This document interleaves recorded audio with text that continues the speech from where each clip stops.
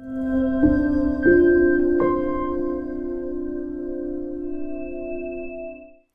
you ever find yourself avoiding something like a deadline or leaving a task unfinished?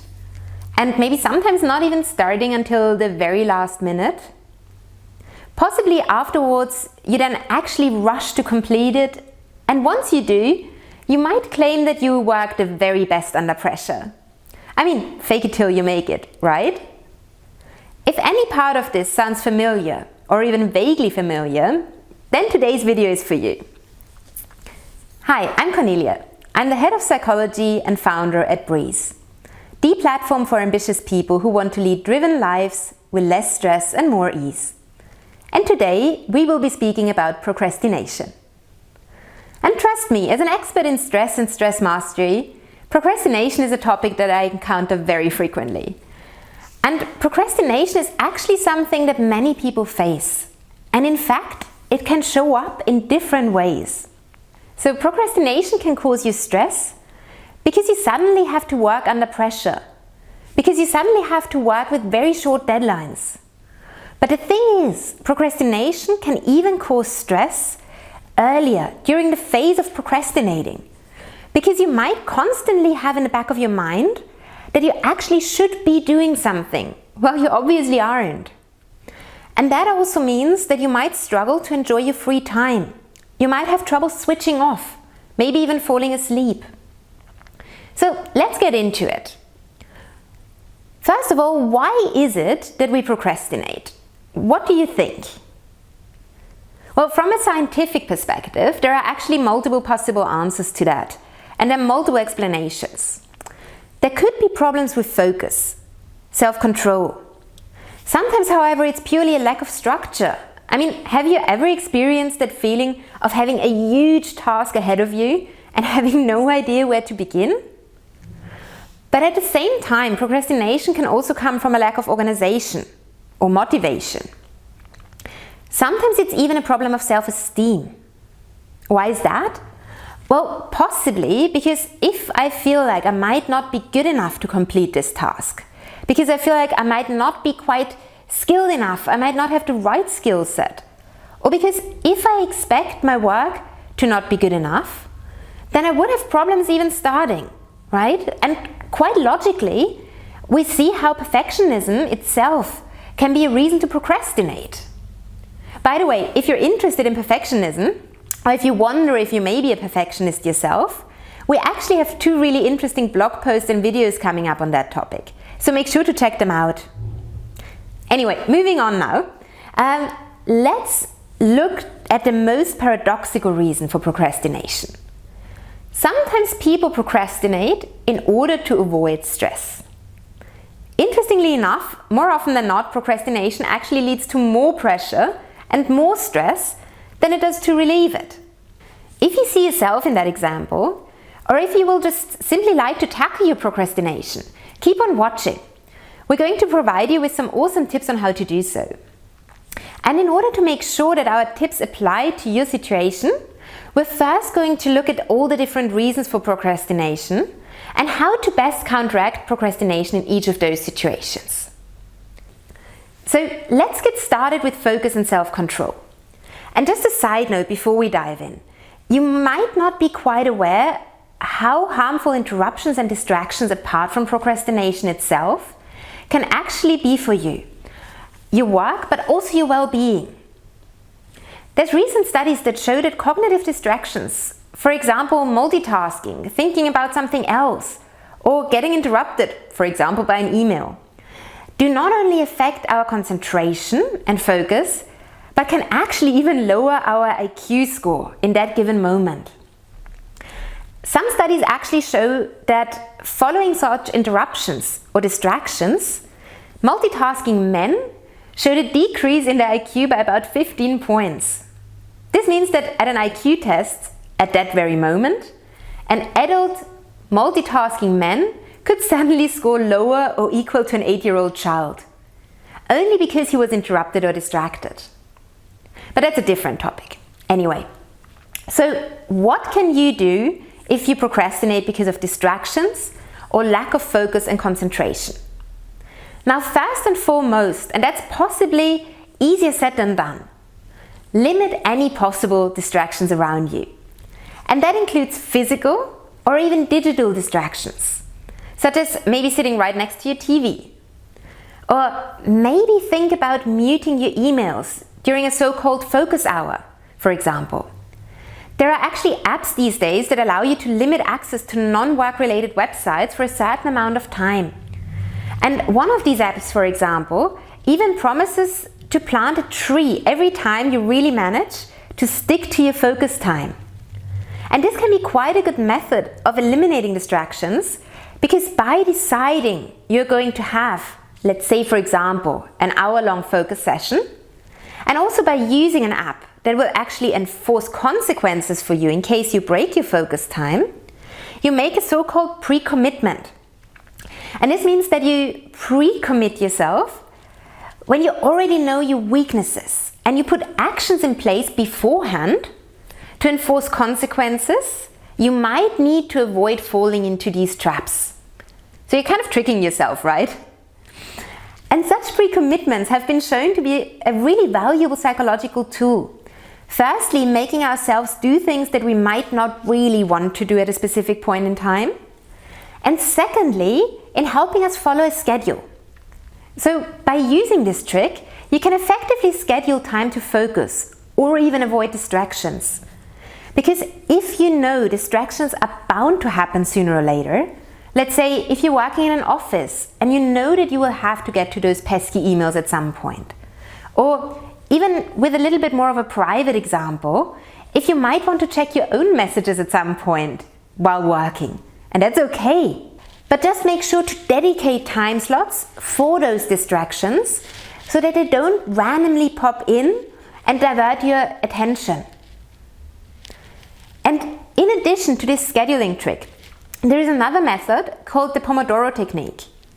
It requires you to plan for 25 minutes of focused work, which are then followed by a 5-minute break. And using this 25-to-5 ratio can be useful in motivating yourself to get started. Well, because 25 minutes of focus time might not feel quite as scary as a whole hour. But one other important thing to share from my side is to definitely try out different techniques and find the one that works best for you. And if you've found one and you've managed to actually stick to your focus times and schedules, reward yourself. I find that very often with clients who are actually quite good at setting themselves focus times, they might sometimes succeed in avoiding distractions and remaining focused, but fail in rewarding themselves. So a client might say, okay, I really want to work on my thesis for an hour straight today. And when they actually begin and eventually succeed with sticking to that focus time, they're like, oh, actually this is going quite well. So I might as well do another hour, which turns out is followed by another hour and then another one. And then after about 5 hours, they catch themselves not having had any break, feeling fully exhausted and also drained from writing. And what happens there is that subconsciously, this client might remember that getting started meant not having a break for 5 hours. And of course, the client is consciously aware of the fact that there was a choice and that it was only the case because she really was in a flow and she wanted to continue working. But subconsciously, her system, her subconsciousness might realize that this was a really bad choice, and that might be what might be remembered. Because, well, the next 5 hours I'm going to suffer, and afterwards I'm going to be exhausted. So the conclusion for her might be, I better not get started to avoid full exhaustion. Right? So try not to lie to your subconsciousness either. If you say you're going to work for an hour and then have a break, actually work that 1 hour and then have a break. Afterwards, you can get right back into it for another hour. The thing is, make sure not to lie to yourself and to stick to your word, also with breaks. Often to succeed in this, we need to improve our focus and self-control in general. And one thing that is important to know about self-control is that it can be trained. It's a bit like a muscle. The more we flex it, the more we exercise it, the easier it gets. So get on to training right away and start planning yourself some focus time. Well, maybe try it after watching this video. And also, once you're at home from work, make sure to get enough sleep, possibly meditate. Both of those factors have been shown to directly influence focus and self-control. Alright, well, let's now move on to structure and organization. So what happens if your procrastination is actually due to, let's call it, a bit of chaos? Sometimes it can be really hard for us to get started on tasks if we're not entirely clear on what we even want to do or when to do it. So first of all, in such a situation, make sure to plan ahead. Set yourself realistic goals. And actually, if you want to learn more on how to set yourself goals and how to evaluate them, we have some videos and blog posts on that. So definitely hop over there. Anyway, once you have realistic and achievable goals set in place, make sure to schedule your time using a calendar or maybe a journal. Or perhaps set yourself a timer or a calendar reminder for each task. And most importantly, make sure to give yourself a clearly defined time period so that this doesn't end up feeling like an endless journey. But also make sure to give yourself enough time to reach your goals, because you don't want to make yourself work under huge pressure and cause yourself distress, for example, right before a deadline. Now, which organizational tool exactly is correct for you? Well, that's a very individual choice, but make sure to pick from calendars, lists, reminders, timetables, and make sure to establish and follow a routine. This actually leads me directly to our next topic. What if your procrastination stems from a lack of motivation? Well, I can tell you from my work with clients, quite often, if procrastination stems from motivation or a lack thereof, a common problem is that clients see the big task. They see this big mountain of a job. For example, they might think, oh, I need to do my tax declaration. And that, to be fair, sounds horrible. On top of it, feeling like a task too big. And quite frankly, it's not good for motivation either. It just ends up feeling like something hard and totally unmanageable, undoable.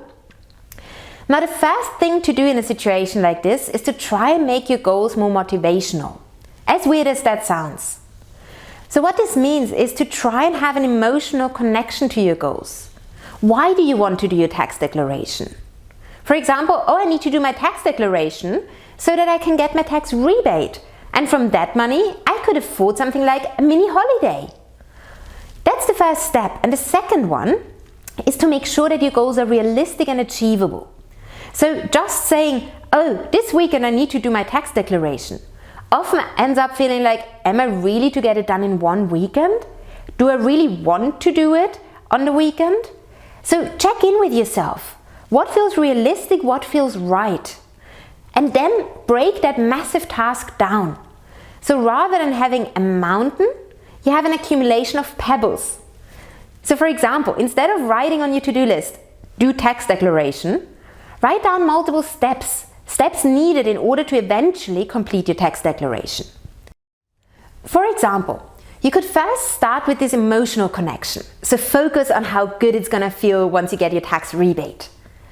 And then you break down the way to that. So to making your tax declaration. And really don't stop with just saying, okay, tax rebate, tax declaration, but break it down. So for example, step number 1 could simply be collect my receipts. Then the next step could be order my receipts. Third step, make a table with all my receipts and the dates. And then the fourth step could be match the receipts to my account balance or my outgoings and then ingoings. And then the fifth step could be transfer the details from the list into the online form. And then the last step could be proofread the form and double check. And one more step is then simply click send off. And with that, tax declaration is done. And now if you look at all these different steps, each single one of them might feel a lot more doable than the big task of doing my tax declaration, right? So if I read on my to-do list, oh, today I have to collect receipts. Well, then I'm like, yeah, right. I mean, might be a bit annoying, but I can put some music on. I can actually make it quite fun. It's not gonna take me too long. That's okay. And then I'm done for the day.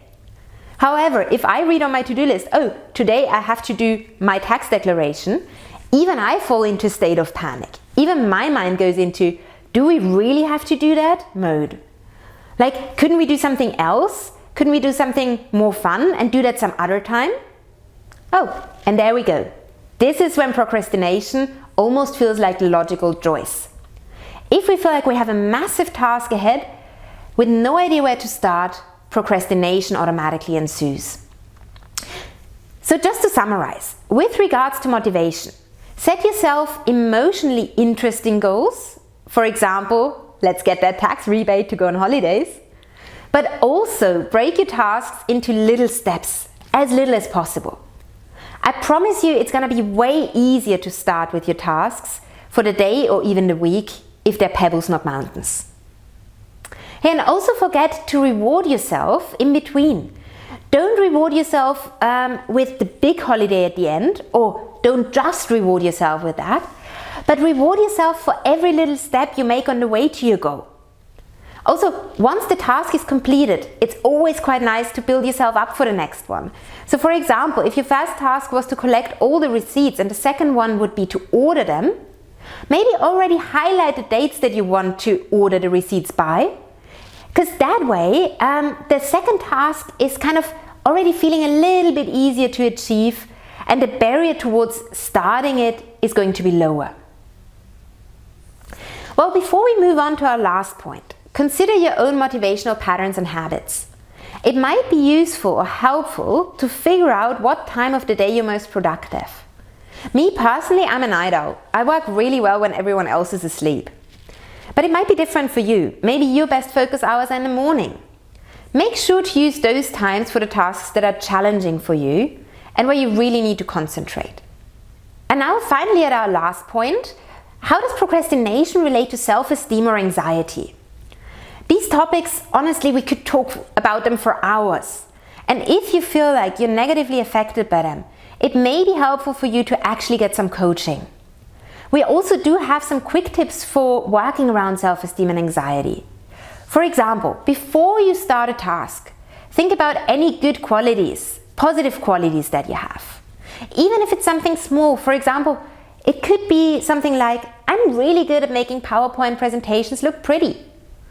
That is all fine.